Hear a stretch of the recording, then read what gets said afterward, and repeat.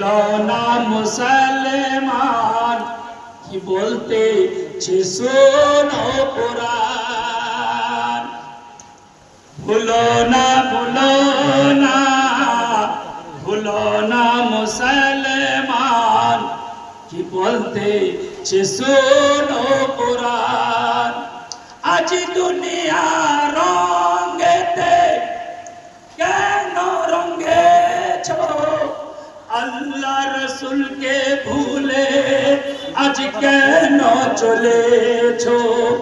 হায়রে দুনিয়ার রং ইমানের দুশ্মন কি বলতে শুনো কুরআন।